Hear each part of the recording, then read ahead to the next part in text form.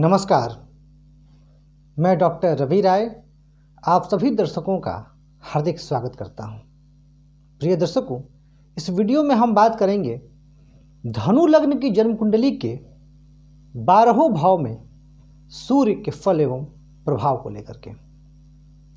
इस वीडियो में एक दर्शक के प्रश्न का भी उत्तर दिया जाएगा और बड़ा ही रोचक प्रश्न है। तो मैं कहना चाहूँगा आपसे कि यदि आपके मन में भी ज्योतिष शास्त्र से संबंधित कोई प्रश्न है, कोई जिज्ञासा है, या आप अपने बारे में या अपनों के बारे में कुछ जानना चाहते हो, कुछ समझना चाहते हो, तो आप चैनल के किसी भी वीडियो पर बिल्कुल निसंकोच होकर के कमेंट करें। हमारा प्रयास रहेगा कि हम आपके प्रश्न का भी उत्तर अवश्य दें। आइए आज की चर्चा प्रारंभ करते हैं। सूर्य कौन? सूर्य है ग्रहों के राजा, सूर्य में है तेज, सूर्य में है आत्मबल। सूर्य हमारे जन्म कुंडली में पिता का प्रतिनिधित्व करते हैं और हमें प्रकाशित करते हैं, हमारी आत्मा है। और जब बात धनु लग्न की होगी तो सूर्य स्वामी हो जाते हैं कहाँ के? नवम भाव के। नवम भाव भाग्य भाव, धर्म भाव, परोपकार का भाव। अब भाग्येश सूर्य धनु लग्न की जन्म पत्रिका के 12 भाव में क्या फल देंगे, आइए इसके बारे में चर्चा करते हैं। अगर भाग्येश सूर्य प्रथम भाव में होंगे, प्रथम भाव अर्थात लग्न, लग्न हम स्वयं, लग्न हमारे मस्तिष्क की क्षमता और लग्न हमारे सोचने समझने का ढंग और नजरिया। सूर्य की प्रकृति अग्नि तत्व की है और धनु लग्न, धनु राशि भी अग्नि तत्व की राशि है।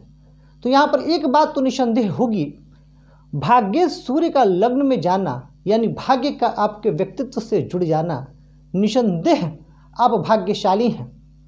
जिन भी जातकों की जन्म पत्रिका में यहाँ पर सूर्य है यानी लग्न में सूर्य है, उनके जन्म के बाद से कई जन्म कुंडलियों में मैंने ऐसा देखा है कि उनके जन्म के बाद से उनके परिवार की स्थिति में सुधार आता है, क्योंकि भाग्यशाली होते ये भाग्य अपना लेकर के आते हैं और इनकी वजह से घर परिवार में बहुत तरक्की भी होती है। अब यहाँ पर एक बात तो है, यह राशि है अग्नि तत्व की और सूर्य भी अग्नि तत्व के, तो ये जातक बहुत क्रोधी हो सकते हैं, बहुत ज़्यादा स्वाभिमानी हो सकते हैं और कई बार अभिमानी भी हो सकते हैं, जिद्दी हो सकते हैं और तनुक मिजाजी हो सकते हैं। अपनी बातों को सर्वथा मान्यता देने की प्रवृत्ति इनमें पाई जा सकती है। हाँ, ये दूसरों को गाइड बड़ा अच्छा कर देंगे, दूसरों को सलाह बहुत अच्छी दे देंगे, दूसरों को प्रकाशित कर देंगे अपने ज्ञान से, परंतु खुद अपने इस व्यवहार की वजह से ये खास करके प्राइवेट जॉब में टिक पाना या किसी जॉब में टिक पाना इनके लिए मुश्किल होता है। हालांकि अगर यहाँ पर देवगुरु बृहस्पति अच्छी राशियों में हुए, अच्छी स्थिति में हुए और कहीं से भी किसी शुभ ग्रह का प्रभाव लग्न पे होगा तो स्थिति नियंत्रण में आएगी। पर कई धनु लग्न की जातकों की जन्म कुंडली मैंने ऐसा देखा है। दृष्टि कहाँ जाएगी? भाग्येश लग्न में स्थित होकर के सप्तम भाव यानी पार्टनरशिप का भाव है, व्यवसाय का भाव है, तो इस भाव पर दृष्टि जाने की वजह से जीवन साथी से सहयोग, जीवन साथी से लाभ और साथ ही साथ जीवन साथी के द्वारा भाग्योदय का होना। अगर आप बिजनेस पार्टनरशिप करते हैं तो उसमें भी लाभ की स्थिति तो बनेगी, लेकिन यहाँ पुनः सूर्य की दृष्टि है और सूर्य तेज हैं, अहम के टकराव की वजह से मनमुटाव की भी संभावना यहाँ पर बनती हुई दिखाई दे रही है। परंतु फिर भी भाग्येश का लग्न में जाना एक बहुत ही श्रेष्ठ स्थिति और जातक निसंदेह बहुत भाग्यशाली होगा। अब भाग्येश स्थित हो जाए धनवाणी कुटुंब के भाव में अर्थात दूसरे भाव में, क्या परिणाम मिलेंगे और दूसरा भाव दर्शाता क्या है? देखिए, अब यहाँ पर अगर हम देखें तो यहाँ पर अगर यहाँ से गिना जाए तो 1 2 3 4 5 6 अपने भाव से सूर्य छठे हो रहे हैं और साथ ही यहाँ पर राशि किसकी? शनि की राशि, शत्रु राशि में जा रहे हैं। वाणी में समस्या, अब वाणी से समस्या अगर मैं कहूँ तो ज़्यादा सही होगा। अब वाणी से समस्या का क्या अर्थ? बहुत ज़्यादा कटु बोल देना या बहुत ज़्यादा किसी को कड़वा बोल देना, बहुत ज़्यादा गंभीर रहना, और ये धनवाणी कुटुंब का भाव है, कुटुंब से उदासीनता का अनुभव, कुटुंब में परेशानी, कुटुंब के लोगों से, परिवार के लोगों से शुरू में आपको गलत समझा जाना, आपकी उपेक्षा और अनादर किया जाना, ये सारी स्थितियां यहाँ पर परिलक्षित होती हुई दिखाई दे रही हैं। परंतु यहाँ पर एक चीज़ कहूँगा, ये जो मैं फलादेश कर रहा हूँ ये बहुत ही जनरल फलादेश है। देखिए, जब भी हम इस भाव की बात कर रहे हैं तो सिर्फ सूर्य की नहीं, इस भाव के स्वामी की स्थिति भी तो देखेंगे, और साथ ही सूर्य पर किन ग्रहों की दृष्टि है, सूर्य किस ग्रह के नक्षत्र में है, नौमांश और दशमांश में सूर्य की क्या स्थिति है, ये चीज़ें भी विचारणीय हैं। अब सूर्य पर जितने शुभ प्रभाव होंगे तो जो मैं अशुभ फल बता रहा हूँ उनमें अवश्य ही कमी आएगी और आपको शुभ फल भी अवश्य मिलेंगे, इस बात से भी आप निश्चिंत रहिएगा। हाँ, पर अगर यहाँ राहु हो गए तो परेशानी, यहाँ मंगल हो गए तो उग्रता बहुत ज़्यादा दे देंगे, क्योंकि यहाँ मंगल उच्च के हो जाएंगे। अब यहाँ पर सूर्य और शनि की युति हो गई, तो सूर्य शनि की युति में मैंने जो वीडियो बनाया है उसमें मैंने आपको बहुत पॉजिटिव बातें भी बताई हैं, परंतु साथ ही कुछ ध्यान देने वाली बातें भी होती हैं, तो वह भी आपको ध्यान देना होगा।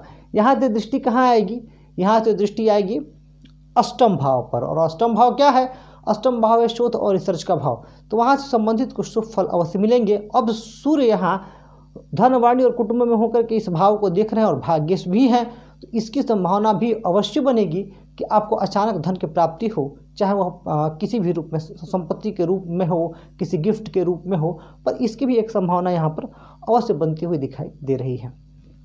अब सूर्य स्थित हो जाए पराक्रम भाव में। अब देखिए, यहाँ भी शत्रु राशि है, पर यहाँ फल कैसे बदलेगा। एक ज्योतिष का सर्वमान्य सिद्धांत और नियम कहता क्या है, कहता यह है कि अगर कोई भी ग्रह पूर्ण दृष्टि से अपने ही भाव को देख ले तो वह भाव पुष्ट होता है। सूर्य कारक है पराक्रम के, तेज के, आत्मबल के, और यह भाव कौन सा है, यह भाव पराक्रम भाव है।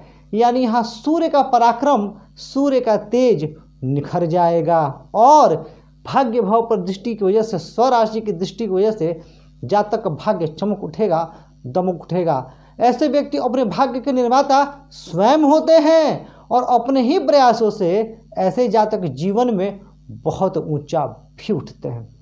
एक बहुत श्रेष्ठ स्थिति। हाँ, चूँकि शत्रु राशि है तो भाई बहनों से सहयोग अपेक्षित नहीं होगा, या सहयोग मिलेगा भी तो बहुत विलंब से मिलेगा, क्योंकि राशि किसकी है, राशि शनि की है। आपको अपने सबॉर्डिनेट्स के साथ अच्छा व्यवहार करना होगा। अगर आप अपने सबॉर्डिनेट्स के साथ अच्छा व्यवहार नहीं करेंगे तो वहाँ पर आपको परेशानी का सामना करना पड़ जाएगा। इस बात का भी आपको ध्यान अवश्य ही रखना है। परंतु यहाँ पर दृष्टि की वजह से आपका भाग्य बहुत साथ देगा और सरकारी मामलों में भी आपका भाग्योदय होगा, अगर बुध की स्थिति बहुत अच्छी हुई तब।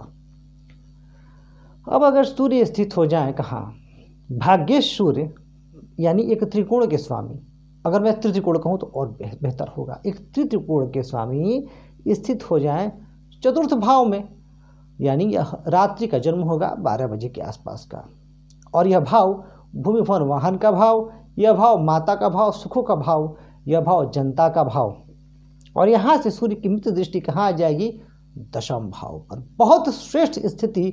और यह राशि भी किसकी है, देवगुरु बृहस्पति की, यानी मीन राशि है, सूर्य की मित्र राशि है। अब यहाँ पर जब सूर्य होंगे तो इस भाव पर जब दृष्टि जाएगी तब राजकीय कार्यों से सफलता, मान सम्मान, पद प्रतिष्ठा की प्राप्ति, हो सके तो माता और पिता दोनों सरकारी सेवा में हों या दोनों बहुत प्रतिष्ठित हों, समाज में उनका बहुत मान सम्मान हो, क्योंकि सूर्य यहाँ माता के भाव में बैठकर पिता के भाव पर दृष्टि डाल रहे हैं, तो इसकी संभावना है कि आपका ननिहाल पक्ष भी बहुत प्रतिष्ठित होगा और पिता का पक्ष तो प्रतिष्ठित होगा ही। आपको अपने जीवन में भूमि भवन वाहन का सुख मिलेगा, लेकिन आपको यदा कदा माता जी के स्वास्थ्य से संबंधित परेशानियां, उनसे संबंधित चिंताएं भी जीवन में बनी रहेंगी। एक बहुत श्रेष्ठ स्थिति, त्रिकोण का केंद्र में जाना बहुत सुंदर, यहाँ पर बहुत श्रेष्ठ परिणाम सूर्य के मिलेंगे। हाँ, परंतु आप हमेशा बेचैन रहेंगे, बहुत महत्वाकांक्षी होंगे और आपको ऐसा लगेगा कि आपको सुख नहीं मिल पा रहा है, पर वह आपकी वजह से होगा, क्योंकि यह सुख भाव भी है और सूर्य चलते रहने का नाम है, सूर्य प्रकाशित करने का नाम है। सूर्य जहाँ स्वयं स्थित होते हैं वहाँ तो जलाते हैं, पर अपनी रोशनी से दूसरों को प्रकाशित करते हैं। तो आप को ऐसा लगेगा कि आपको सुख की अनुभूति नहीं हो रही है, पर आपकी वजह से दूसरे लोग बहुत प्रसन्नचित रहा करेंगे, हर्षित रहा करेंगे और आप दूसरों को प्रकाशित करते रहेंगे। एक बहुत ही सुंदर और बहुत ही श्रेष्ठ स्थिति। बात करते हैं, अगर सूर्य धनु लग्न की कुंडली में स्थित हो जाए पंचम भाव में, यानी नवमेश आ जाए पंचम, और यहाँ सूर्य उच्च के, कहने की आवश्यकता नहीं, जो भाग्येश उच्च के होंगे तो जबरदस्त फल, अति उत्तम फल, बहुत श्रेष्ठ फल। यहाँ पर भाग्येश आपको बहुत श्रेष्ठ बुद्धि, पढ़ने में तेज बना देंगे, और अगर अनुकूल दिशाओं का सहयोग मिला तो प्रशासनिक अधिकारी, न्यायिक अधिकारी, आर्मी में उच्च पद पर, और आर्मी में वकील, डॉक्टर, आर्मी में जज वगैरह की भी संभावना यहाँ पर बनती है। यहाँ पर यानी आप उस पद पर रहेंगे जहाँ आप प्रतिष्ठित रहेंगे, और ये भी लक्ष्मी स्थान है, ये भी लक्ष्मी स्थान है। और यहाँ पर जब होंगे तो स्थिर लक्ष्मी की प्राप्ति, यानी आपके आय के साधन एक से ज़्यादा हो सकते हैं, या आपका अगर एक भी आय का साधन हो तो वह इतना बेहतर होगा कि आपको जीवन भर चिंता की कोई बात नहीं रहेगी। परंतु दशमेश की स्थिति भी उतनी ही विचारणीय है। यहाँ से सूर्य की जो दृष्टि जाएगी वह लाभ भाव पर, तो लाभ के भी मार्ग खुलेंगे, परंतु यहाँ पर यह सूर्य संतान पक्ष के लिए उतने अनुकूल नहीं है। संतान संबंधित मामलों में आपको ऐसा लगेगा कि या तो संतान प्राप्ति में विलंब हो रहा है, या फिर कोई ना कोई बात है, या संतान का स्वभाव बहुत जिद्दी होना, या किसी न किसी रूप में संतान प्राप्ति में विलंब के योग जो यहाँ पर दृष्टिगोचर हो रहे हैं। परंतु उच्च के सूर्य के क्या कहने, हाँ, नवमांश और दशमांश में देख लीजिएगा, और सूर्य कहीं प्रारंभिक अंशों में ना हो या आखिरी अंशों में ना हो, इस बात का भी विचार अवश्य ही कर लेना होगा। अगर इन बातों का विचार आप करते हैं तो बहुत श्रेष्ठ। अगर यहाँ राहु इत्यादि हो गए तब फलों में कमी आएगी, शनि हो गए तो भी फलों में कमी अवश्य ही आएगी। अब अगर सूर्य स्थित हो जाए छठे भाव में, भाग्य छठे भाव में, देखिए छठे भाव में सूर्य जब होते हैं तो व्यक्ति अपने शत्रुओं पर हावी रहता है, परंतु यह राशि शुक्र की है और शुक्र की राशि पर सूर्य उदासीन होते हैं, फिर भी यहाँ पर आपको शत्रुओं पर तो हावी बना देंगे, पर आपको अपने जीवन के भाग्योदय में कमी का अनुभव होगा। आपको ऐसा लगेगा कि आपका भाग्योदय नहीं हो रहा है, या बहुत प्रयासों के बाद भी आप उस स्तर की सफलता नहीं प्राप्त कर पा रहे हैं जो आपको करना चाहिए। आपके जीवन में रोगों से आप जूझते रहेंगे, आप कर्ज से जूझते रहेंगे, और आपके जीवन में जो कर्ज की स्थिति है वह एक से ज़्यादा बार बनती रहेगी। तो रोग, रिपु और शत्रुओं से भी आप जूझते रहेंगे, हाँ, परंतु आप शत्रुओं पर हावी हो जाएंगे, रोग पर भी हावी हो जाएंगे। परंतु इस पूरी प्रक्रिया में क्या होगा कि आपका बहुत समय नष्ट होगा और आप खुद को बहुत कई बार फ्रस्ट्रेटेड भी अनुभव करेंगे। यहाँ पर भाग्येश का यहाँ ना ये स्थिति अच्छी नहीं है, परंतु यहाँ से जो दृष्टि जाएगी व्यय भाव पर, ये व्यय तो कराएगी, साथ ही आपको एक अपॉर्चुनिटी देगी विदेशों से संपर्क स्थापित करने का और विदेशों से धन कमाने का। तो यहाँ पर ये एक अच्छी स्थिति बनती हुई दिख रही है। यहाँ से दृष्टि जाएगी तो नेत्र पीड़ा, नेत्र विकार की भी संभावना बनती है, परंतु यहाँ की मंगल की स्थिति भी विचारणीय होगी। अब सप्तम भाव की बात करूँ, भाग्येश का क्या फल होगा, उससे पूर्व एक दर्शक के प्रश्न को ले लेता हूँ। और इन्होंने जो प्रश्न पूछा है, इस नाम से पूछा है @अभि शर्मा, और बड़ा अच्छा प्रश्न पूछा इन्होंने, और मुझे बड़ी खुशी है कि जो मैंने वक्री ग्रहों पर वीडियो बनाया है वो आप लोगों को बहुत पसंद आ रहा है। आप लोग बड़े बड़े कमेंट भी कर रहे हैं उस पर, और जब आप ऐसे कमेंट करते हैं तो यकीन मानिए हमारा उत्साह बढ़ता है और हम बहुत मोटिवेटेड होते हैं, बहुत उत्साहित होते हैं अधिकाधिक वीडियो बनाने के लिए और आपके जो सम्मुख है वह लेकर के आने के लिए। तो इन्होंने पूछा है कि अगर कन्या लग्न की जन्मपत्रिका हो और लग्न में ही वक्री गुरु और शनि हो तो क्या प्रभाव दृष्टिगोचर होगा। देखिए, वक्री गुरु तो बहुत श्रेष्ठ, हाँ। अब यहाँ पर वक्री गुरु हैं, यहाँ पर गुरु स्वामी कहाँ के हैं, कन्या लग्न में तो स्वामी हो जाते हैं 6, 7, 8, 9 चतुर्थ के और सप्तम के।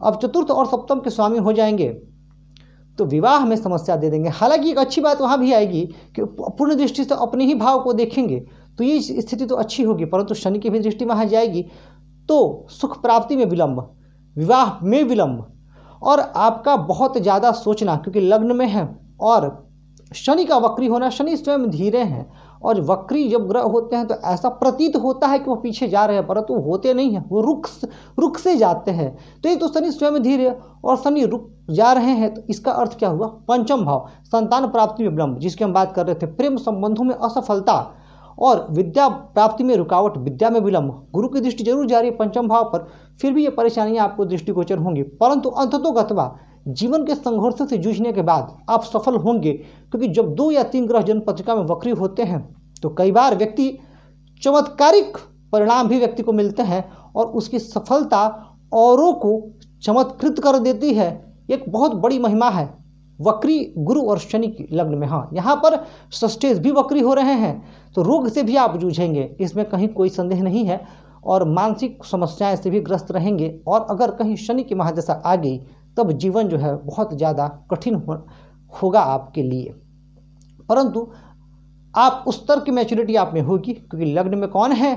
स्वयं देवगुरु बृहस्पति। और इससे ज़्यादा आपने कुछ बताया नहीं है, नक्षत्र में क्या स्थिति है, डिग्री क्या है, और जब तक हम इन बातों को पूर्ण रूप से नहीं जानेंगे पूर्ण फल आपको मैं नहीं बता पाऊंगा। भाग्येश सूर्य यदि सप्तम भाव में हो तो क्या परिणाम मिलेगा? बहुत श्रेष्ठ है। क्यों? क्योंकि यह राशि किसकी है? बुध की, सूर्य की मित्र राशि। एक चीज में नकारात्मकता है, वह विवाह में है, उस पर मैं बाद में आऊंगा। भाग्येश जब सप्तम भाव में होंगे तब लग्न को देखेंगे, और जब लग्न को देखेंगे तो जातक का जो व्यक्तित्व है वह चमकीला होगा, जातक स्वाभिमानी होगा और वह दूसरों की अधीनता स्वीकार नहीं कर पाएगा। अगर मजबूरीवश करना भी पड़े तब उसका प्रयास यह अवश्य रहेगा कि वह कोई अपना बिजनेस करे, खुद की आइडेंटिटी बनाए। अगर चंद्रमा अच्छी स्थिति में हुए तब वह प्राइवेट जॉब में भी खुद को संभाल लेगा। परंतु जातक के व्यक्तित्व में शालीनता और एक श्रेष्ठ पुरुष के या श्रेष्ठ महिला के, अगर महिला जातक की कुंडली है तो सभी लक्षण होंगे। जातक जिद्दी भी होगा, तनुक मिजाजी भी होगा और अपनी बात को सर्वथा मान्यता देने वाला होगा। भाग्येश का अपनी मित्र राशि में आना विवाह स्थान में, यह विवाह के बाद भाग्योदय भी कराता है, लेकिन सूर्य का विवाह स्थान में होना बहुत श्रेष्ठ नहीं माना जाता। हालांकि बुध की स्थिति क्या है, और अगर पुरुष की कुंडली है तो शुक्र, और महिला की कुंडली है तो गुरु की स्थिति क्या है, इस पर भी विवाह की बहुत सारी चीज़ें जो है निर्भर कर जाएंगी। फिर भी ऐसे व्यक्ति का जो जीवन साथी है वह डोमिनेटिंग हो सकता है, और वैवाहिक जीवन में सामंजस्य लेकर के ही चलना पड़ेगा। अगर आप ज़्यादा हावी होने की कोशिश करेंगे तो वहाँ आपके लिए परेशानी है। पार्टनरशिप के लिए ये स्थिति बहुत अच्छी है, क्योंकि यह भाव दशम से दशम है, और यहाँ पर सूर्य पार्टनरशिप इत्यादि में सफलता देंगे, और वहाँ से भी आप धन लाभ अर्जित अवश्य ही करेंगे। अब अगर भाग्य सूर्य स्थित हो जाए अष्टम भाव में, हालांकि राशि चंद्रमा की है, मित्र राशि है, लेकिन भाग्येश का अष्टम में आना अच्छा नहीं होता है।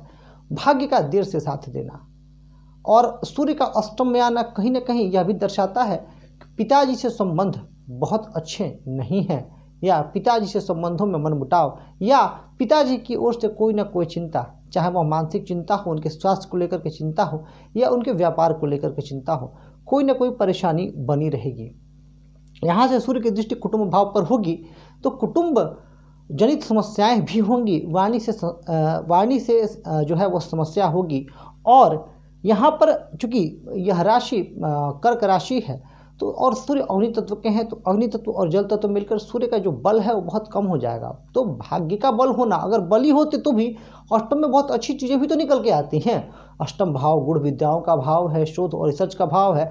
अगर यहाँ पर सूर्य शुरुआती और अंतिम अंशों में हुए तो बहुत अच्छे परिणाम नहीं मिलेंगे। अगर सूर्य यहाँ बड़ी अंशों में हुए और चंद्रमा की दृष्टि कहीं से आ गई, या फिर गुरु इत्यादि की दृष्टि हो गई, तब तो कहना ही क्या, क्योंकि कर्क राशि है। तब ऐसे जातक शोध रिसर्च के फील्ड में अपना एक मुकाम हासिल करते हैं और खूब तरक्की भी करते हैं, परंतु विलंब से।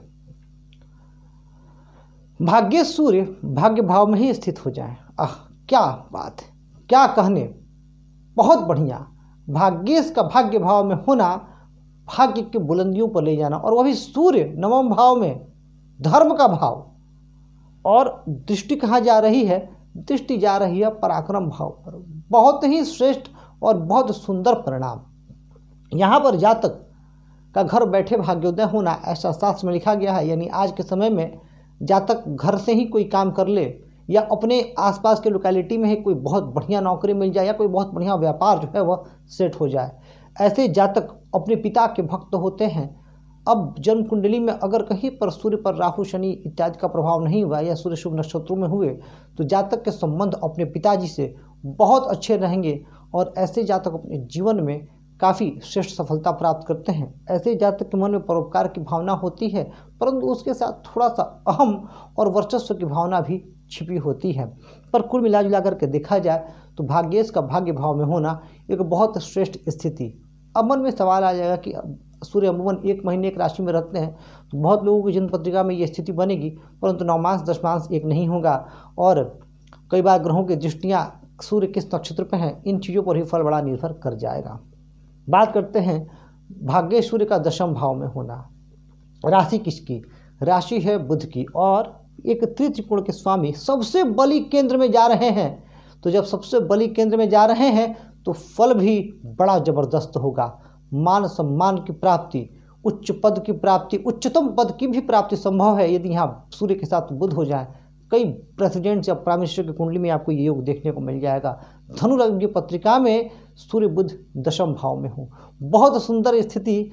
ऐसे जातक राजनीति में श्रेष्ठ सफलता प्राप्त करते हैं और अपने फील्ड के महारथी होते हैं। ऐसे जातक अपने पिता का बहुत सम्मान करते हैं, अपने पिताजी के प्रति उनके मन में आदर की भावना होती है। एक प्रकार से ये जीनियस होते हैं अपने फील्ड के और अपने फील्ड में जो इनका रिस्पेक्ट है वह लाजवाब होता है। यहाँ पर बहुत श्रेष्ठ स्थिति, बड़े सुंदर योग बन जाते हैं क्योंकि बुध सप्तमेश भी हैं। सप्तमेश, नवमेश और दशमेश का दशम भाव में होना, अगर बुध साथ में हो तब, और अगर बुध ना भी हो तो भी सूर्य यहाँ अकेले बहुत अच्छे परिणाम देंगे। और सूर्य की दृष्टि जब चतुर्थ भाव पर जाएगी तो अभी मित्र राशि की दृष्टि होगी तो वहाँ से भी संबंधित सुफल प्राप्त होंगे। अब अगर यहाँ सूर्य के साथ राहु इत्यादि हो गए तो फल में कमी आएगी, पर इस लग्न में वहाँ भी नहीं आएगी क्योंकि धनु लग्न है। यहाँ राहु कन्या राशि के होंगे और कन्या राशि के राहु बलशाली माने जाते हैं, तो एक बहुत अच्छी स्थिति। अब अगर सूर्य हो कहाँ? एकादश भाव में, भाग्येश नीच के तुला राशि पर। नीच भंग राजयोग अगर बन रहा है, अब नीच भंग राजयोग क्या होता है इस पर मैंने एक वीडियो बनाया हुआ है, उसको देख करके आप समझ सकते हैं। यहाँ थोड़ा सा आपको हिंट कर देता हूँ। बस सबसे पहले फल बताऊंगा जब नीचभंग राजयोग नहीं बनेगा तब का। अगर नीचभंग नहीं हो रहा है और सूर्य वाकई नीच के हैं परंतु फिर भी ये लाभ स्थान है और लाभ भाव में ग्रह अच्छा फल देते हैं और भाग्येश का लाभ भाव में जाना, वो भी सूर्य, यानी भाग्य से लाभ। और अगर सूर्य थोड़ा भी लाभ दे दें तो बहुत बड़ा हो जाता है।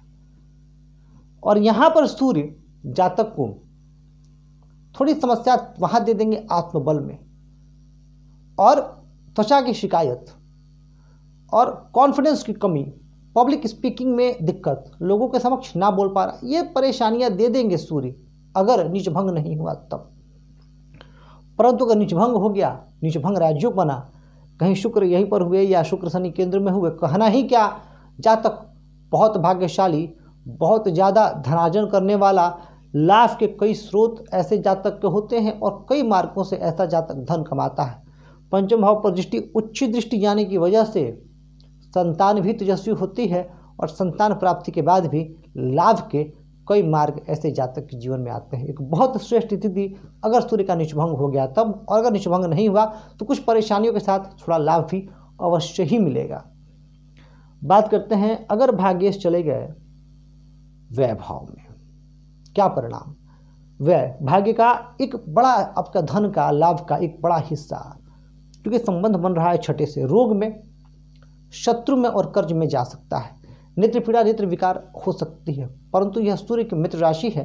तब यहाँ पर स्थित सूर्य विदेशों से धन कमाने का मार्ग दे देंगे। किसी न किसी प्रकार से यदि आप विदेश जाते हैं या विदेश में सेटल होने की कोशिश करते हैं तो वहाँ से आपको लाभ मिलेगा। अब अगर आप विदेश नहीं जा सकते हैं, कई बार जो लोग कॉम्पिटिटिव एग्जामिनेशंस की तैयारी करते हैं और उनके जन्म पत्रिका में अगर सूर्य की ऐसी स्थिति आती है तो उनका सवाल होता है कि गुरुजी हम तो फॉरेन जा नहीं सकते हैं क्योंकि हमारा लक्ष्य ही है प्रशासनिक सेवा या न्यायिक सेवा। उस स्थिति में वो जातक क्या करें? कोई चिंता की बात नहीं है, आप कम से कम अपने राज्य से दूर चले जाइए, अपने जन्म स्थान से दूर चले जाइए। या देखिएगा कि आपका कंपटीशन अगर आप जैसे यूपीएससी में अगर आपने क्रैक कर लिया तो आपको होम कैडर नहीं मिलेगा, या फिर जुडिशरी वगैरह का आप एग्ज़ाम दे रहे हैं तो आपको अपना जो होम स्टेट जुडिशरी है वो आपको नहीं मिलेगा, या अगर आपने अपना होम जुडिशरी क्लियर कर भी लिया होम स्टेट वाला तो आपको जो है वो तो खैर रूल भी होता है कि आपको होम कैडर डिस्ट्रिक्ट को देते नहीं है, तो उसकी संभावना आपके साथ नहीं बनेगी। परंतु यहाँ पर कई बार लोग ऐसा ही बता देते हैं कि सूर्य अगर 12वें में हो तो बहुत बुरा फल है और आप जो है प्रशासनिक सेवा नहीं क्लियर कर सकते, तो ऐसा नहीं है। कई उदाहरण हैं, सूर्य यहाँ पर स्थित होते हैं और जातक प्रशासनिक सेवा में सफल हैं। तो जो लोग तैयारी कर रहे हैं, अगर उनकी अनुकूल ग्रहों की महादशा है, जैसे सूर्य की ही महादशा हो, बुध की हो, गुरु इत्यादि की दिशा हो, तो वो लोग भी सफल होंगे। यहाँ पर सूर्य आपको प्रसिद्धि भी देंगे, परंतु कई बार जो आपका वर्क है या जो आप जितनी मेहनत तपस्या कर रहे हैं उस हिसाब से आपको नहीं मिलेगा, क्योंकि भाग्येश का 6ठे, 8वें और 12वें जाना उतना शुभ नहीं है, परंतु जैसे ही आप जन्म स्थान से दूर होते हैं आपको शुभ फलों की प्राप्ति मिलनी शुरू हो जाती है। तो प्रिय दर्शकों, ये था धनु लग्न की पत्रिका के 12वें भाव में सूर्य के फल एवं प्रभाव के बारे में। आपको यह वीडियो कैसा लगा, यह कार्यक्रम कैसा लगा, कमेंट करके बताइएगा जरूर। और यदि आपकी धनु लग्न की पत्रिका है तो सूर्य आपके किस भाव में स्थित हैं और आप कैसा फल अनुभव कर रहे हैं, हमें उससे भी अवगत अवश्य ही कराइएगा। यदि आपका इस वीडियो, इस कार्यक्रम को लेकर के कोई सुझाव है तो उसका हम स्वागत करते हैं और कहना चाहूँगा आपसे कि आप वीडियो को लाइक करें, चैनल को सब्सक्राइब और शेयर करके हमें अपना प्यार और स्नेह अवश्य दें। इस वीडियो में बस इतना ही। धन्यवाद।